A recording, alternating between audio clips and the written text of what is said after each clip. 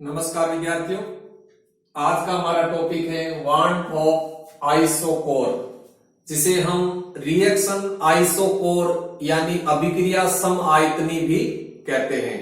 तो देखिए, जब वांट ऑफ आइसोथर्म यानी अभिक्रिया समतापी में गिब्स समीकरण को मिला दिया जाता है तो हमें वांट ऑफ आइसोकोर यानी रिएक्शन आइसोकोर अभिक्रिया समआयतनी प्राप्त हो जाता है। हम जानते हैं कि इक्विलिब्रियम कांस्टेंट का मान टेम्परेचर से प्रभावित होता है, यानी साम्य स्थिरांक का मान ताप से प्रभावित होता है। तो साम्य स्थिरांक के मान पर ताप के प्रभाव की गुणात्मक व्याख्या तो हम ली चार्टेलियर प्रिंसिपल से कर सकते हैं, लेकिन साम्य स्थिरांक के मान पर ताप के प्रभाव की मात्रात्मक व्याख्या रिएक्शन आइसोकोर के द्वारा की जाती है, यानी अभिक्रिया समआयतनी के द्वारा की जाती है। तो देखिए, जब वांट ऑफ आइसोथर्म में वांट ऑफ आइसोथर्म यानी अभिक्रिया समतापी में गिब्स इक्वेशन यानी गिब्स समीकरण गिब्स इक्वेशन को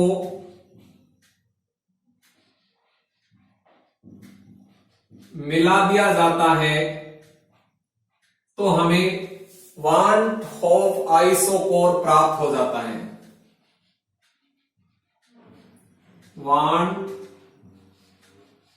ऑफ आइसोकोर यानी जब अभिक्रिया समतापी, जिसको हम वांट ऑफ आइसोथर्म कहते हैं, अभिक्रिया समतापी में गिब्स समीकरण यानी गिब्स इक्वेशन को मिला दिया जाता है तो हमें वांट ऑफ आइसोकोर यानी अभिक्रिया समआयतनी प्राप्त हो जाता है। अब देखिए, जो अभिक्रिया समआयतनी है यानी जो रिएक्शन आइसोकोर है, यह साम्य स्थिरांक के मान पर ताप के प्रभाव की मात्रात्मक व्याख्या करता है, यानी साम्य स्थिरांक यानी इक्विलिब्रियम कांस्टेंट के मान पर टेम्परेचर यानी ताप के प्रभाव की मात्रात्मक व्याख्या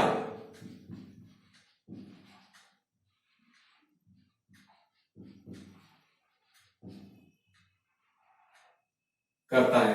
यानी जो वांट ऑफ आइसोकोर है, ये वांट ऑफ आइसोकोर साम्य स्थिरांक के मान पर ताप के प्रभाव की मात्रात्मक व्याख्या करता है। अब देखो, ये जो वांट ऑफ आइसोकोर है यानी रिएक्शन आइसोकोर है, इसका डेरिवेशन यानी इसका व्युत्पन्न किस प्रकार से किया जाता है। तो इसका डेरिवेशन देखिए, इसका व्युत्पन्न देखिए।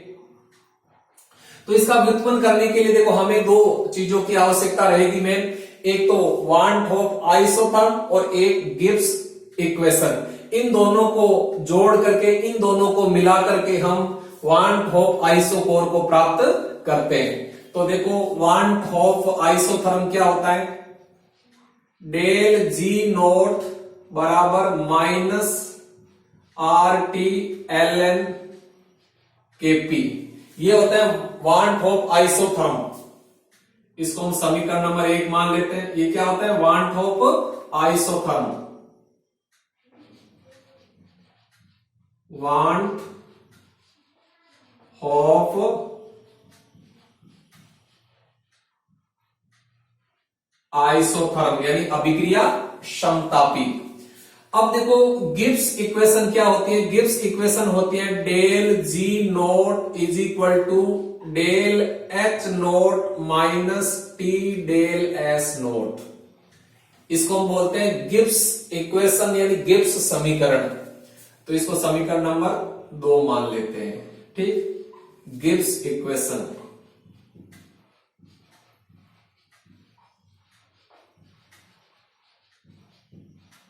Gibbs equation. अब देखो ये तो वान होप आइसोथर्म है और ये गिब्स इक्वेशन है, जहां देखो डेल जी नोट क्या है, डेल जी नोट है स्टैंडर्ड फ्री एनर्जी चेंज, यानी मानक मुक्त ऊर्जा परिवर्तन। ठीक, आर आर गैस स्थिरांक है, टी टेम्परेचर है, और केपी है वो है दाब साम्य स्थिरांक, pressure equilibrium constant. Del H naught standard enthalpy change, यानी मानक एंथैल्पी परिवर्तन, टी टेम्परेचर है, और डेल एस नोट है स्टैंडर्ड एंट्रोपी चेंज, यानी मानक एंट्रोपी परिवर्तन। अब देखो हम क्या करते हैं, इन दोनों की तुलना करते हैं। तो समीकरण 1 एवं 2 की तुलना करने पर, यानी समीकरण 1 और समीकरण 2 इन दोनों की हम तुलना कर देते हैं। तो देखो समीकरण 1 में क्या है, डेल जी नोट बराबर है minus R T L N K P, और समीकरण 2 में भी क्या है, डेल जी नोट बराबर क्या है, del H naught minus T del S naught. इसका अर्थ ये हो गया कि minus R T L N K P बराबर है del H naught minus T del S naught. ठीक, यानी जब हम समीकरण 1 और 2 की तुलना करें तो minus R T L N K P बराबर है del H naught minus T del S naught. ठीक, अब हम क्या करते हैं, इसको देखो थोड़ा सरल कर देते हैं, और इसको सरल करके फिर ताप की दो भिन्न भिन्न कंडीशन लेकर के साम्य स्थिरांक का मान ज्ञात कर लेते हैं। वही हमारी वान होप आइसोकोर यानी रिएक्शन आइसोकोर होगा। तो देखो हम इसको सरल करते हैं, तो हम माइनस आर टी को पक्षांतरण करके इस साइड में ले आते हैं। देखो तो यहां आ जाता है एल एन के पी बराबर, अब देखो माइनस आर टी का यहां दोनों के अंदर भाग लगेगा, तो डेल एच नोट के अंदर माइनस आर टी का भाग लगेगा, तो आ जाएगा माइनस डेल एच नोट बटा आर टी। अब देखो ये माइनस और ये माइनस हो जाएगा plus, plus T del S naught बटा आर टी। ठीक, अब इसको सरल करो, देखो एल एन के पी बराबर क्या आ जाएगा, माइनस डेल एच नोट बटा आर टी। अब प्लस ये टी से टी कैंसिल हो जाएगा, तो यहां हो जाएगा डेल एस नोट बटा आर हो जाएगा। तो ये समीकरण नंबर 3। ठीक, अब देखो जो समीकरण 3 है इसको हम क्या करते हैं, दो भिन्न भिन्न टेम्परेचर पर इसको लागू करते हैं, क्योंकि साम्य स्थिरांक केपी का मान है वो टेम्परेचर से प्रभावित होता है, ताप से प्रभावित होता है। मान लीजिए दो भिन्न ताप T1 और T2 है, T1 पर साम्य स्थिरांक केपी का मान KP1 है, और T2 ताप पर साम्य स्थिरांक केपी का मान KP2 है। तो देखो आगे, माना दो भिन्न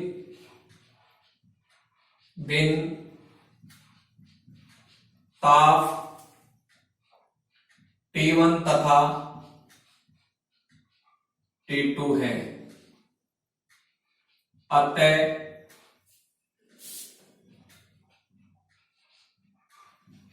समीकरण 3 से, देखो समीकरण 3 से क्या होगा, क्योंकि समीकरण 3 में क्या है, एल एन के पी बराबर माइनस डेल एच नोट बटा R T plus del S naught बटा आर। तो क्योंकि यहाँ दो भिन्न भिन्न टेम्परेचर है, तो दो भिन्न भिन्न टेम्परेचर की कंडीशन में इस समीकरण के दो भिन्न भिन्न रूप हो जाएंगे। तो देखो पहला रूप कौन सा हो जाएगा, पहला हो जाएगा एल एन के पी 1 बराबर क्या हो जाएगा, देखो माइनस डेल एच नोट बटा R T one plus del S naught बटा आर, ये समीकरण नंबर 4 हो जाएगी। ठीक, अब देखो समीकरण 5 क्या बन जाएगी, यानी ये तो T1 टेम्परेचर पर है, अब T2 टेम्परेचर पर इस समीकरण का देखो रूप क्या हो जाएगा, ln Kp2 बराबर हो जाएगा माइनस डेल एच नोट बटा R T2 plus del S naught बटा आर, ये समीकरण नंबर 5 हो जाएगी। ठीक, अब देखो आगे,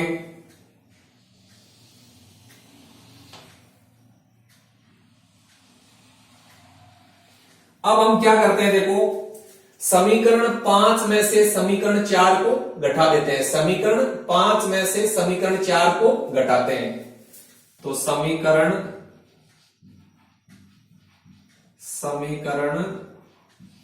5 में से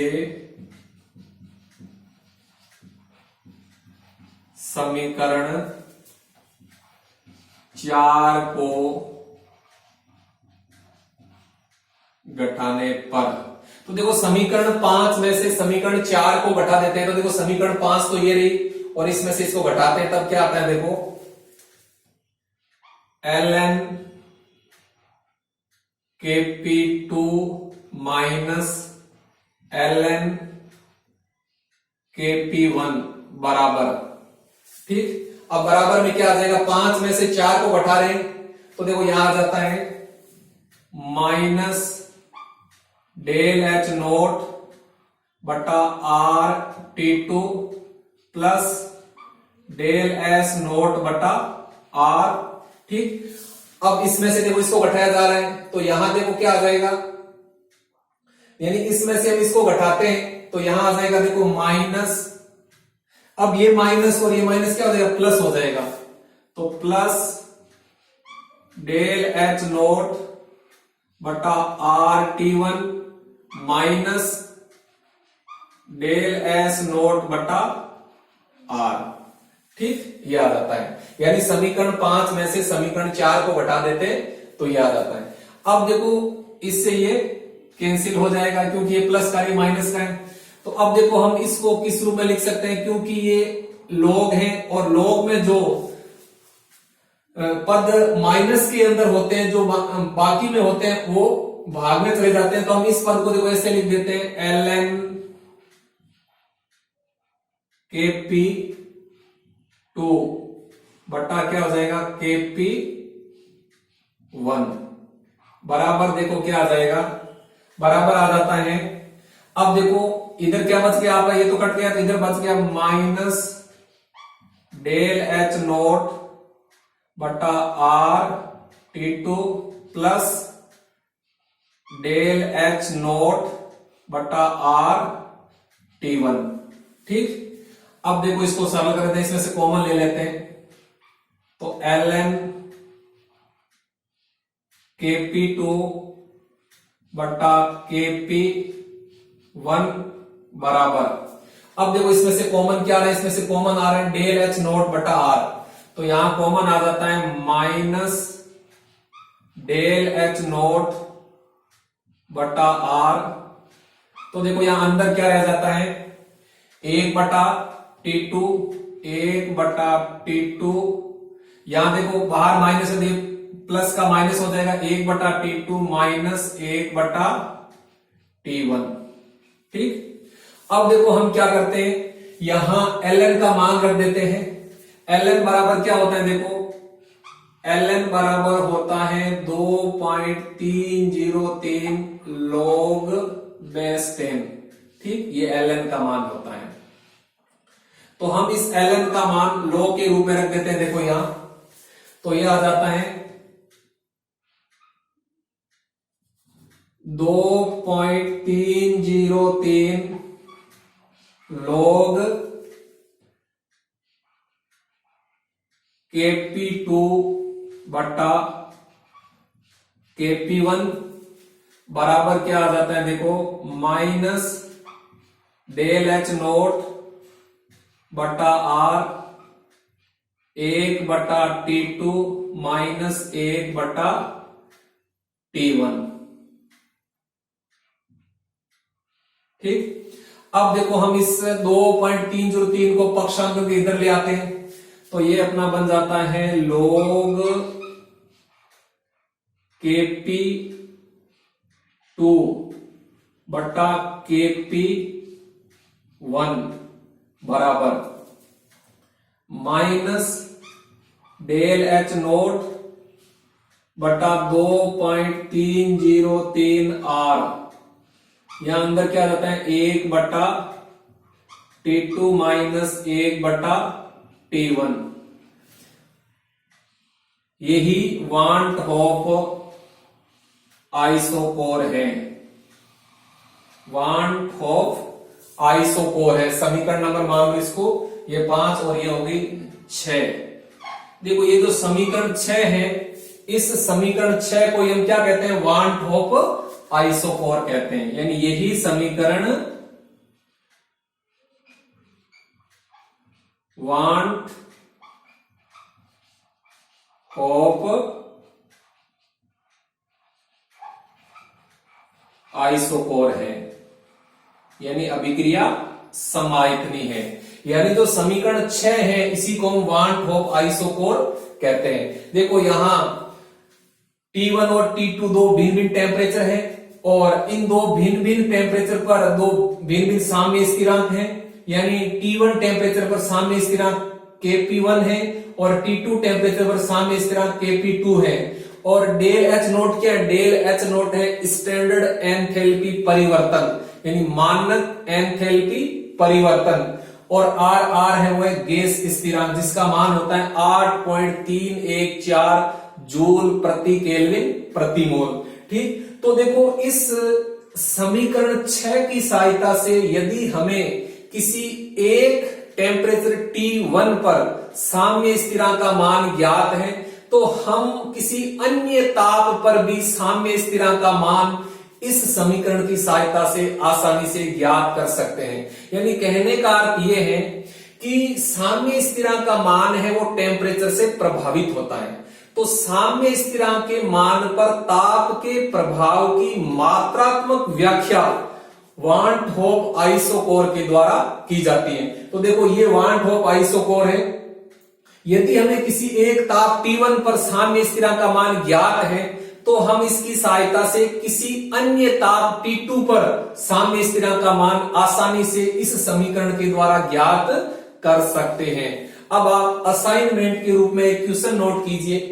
तो क्वेश्चन लिखिए आप, एक रिएक्शन के लिए 673 केल्विन ताप पर Kp का मान 3 तथा 773 केल्विन ताप पर Kp का मान 4 है। तो इस अभिक्रिया के लिए मानक एंथैल्पी परिवर्तन यानी डेल एच नोट का मान ज्ञात करो।